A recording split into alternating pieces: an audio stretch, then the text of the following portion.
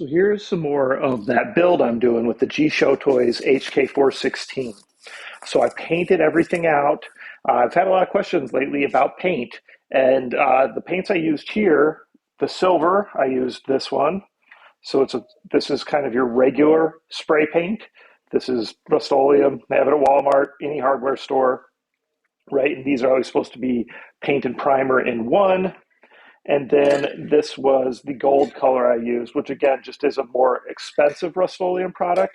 But that's because I get all my spray paint for, usually I buy them from this guy who goes around and buys them at estate sales and he sells them really cheap. So I kind of just take what colors he has.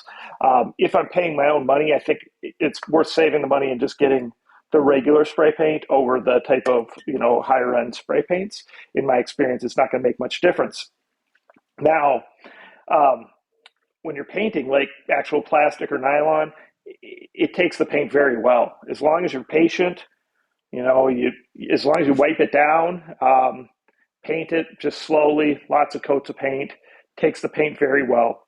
3D printed plastics just seem to take paint differently based on the way they're printed. So that's not necessarily anything to do with the paint. That's just how it looks. But like you can see, super smooth when it comes to the actual nylon or plastics that the guns have.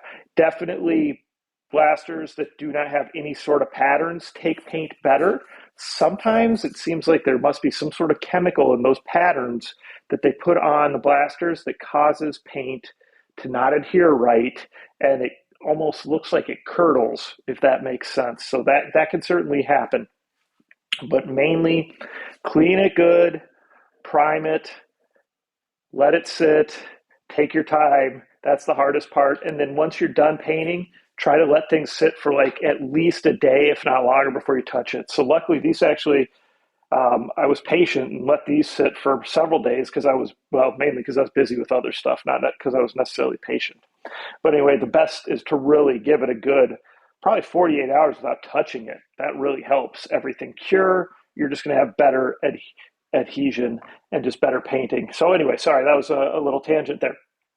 So some people wanted to see what the HK416 looked like inside. Obviously, in the previous version of the setup, I showed you that, but you can see right here, here's your gearbox, here's everything, here's the little sensor up here. That's what allows the charging handle to prime the magazine to run that power right there. Pretty straightforward, looks very similar. Actually, I think it's identical to the one that's inside the M4A1.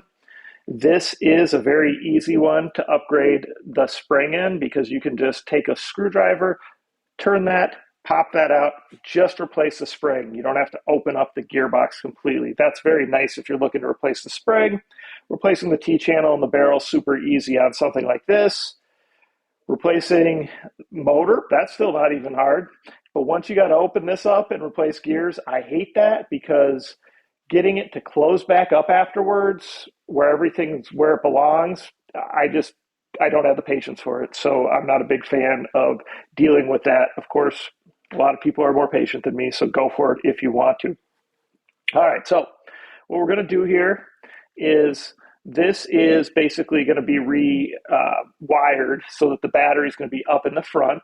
So what I'm going to do is really just direct this up through here. But it's so short. So what I think I'll actually do is just make a little extension. So if I don't have to cut this, then to me, I might as well not. I'll just have a little extension that this clicks into that gives me a little bit more room for this end. So what'll happen is basically this is going to go like this, right? If I can line it up.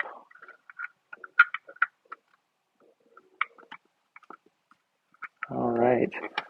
It is tight through there, but that's okay. You do want it to be tight because that's going to keep it straight. So this will kind of just push back through here. This piece will be right here. This will actually slide off and on because that's where the battery is going to live, is down here now. Of course, this will be up here, everything like this. And then I went ahead and I printed these so that we can have these two stacked right behind each other, connected essentially. It'll just be one nice long rail on the top there. Probably do some sort of grip off the bottom here. I don't have one picked out yet. But that's kind of the setup that we're going to do. So you see the strike, it's got that strike face on the front. So instead of any sort of barrel on the front, you'll have this strike face. I was contemplating doing something with a threaded barrel that would just stick out right there so that you'd have the ability to put a threaded barrel on it, but I don't know that that's really going to add anything to this blaster, and it kind of takes away from the cool strike face look of it. So in my opinion, at least. So there you go. You can see what that would look like on the front there. Okay. And then on the back, like this piece is just going to cover that. And then I'm going to put a little logo, a printed logo over the top of that on the back. Um, However, I have found some cool little screw-on pieces, though, if I had a threaded piece there that I could just screw on that looks pretty cool. But this will work better for this application.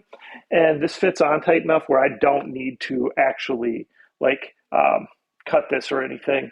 It'll actually just fit there nice and tight, and I won't have to do any cutting. And I'll just put the little logo over the hole so that you don't see the hole. I think that'll look cool.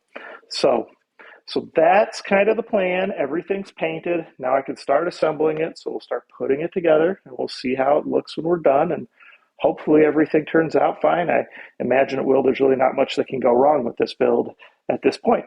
So stay tuned for the next episode. Thanks. Please like and subscribe and share with your friends.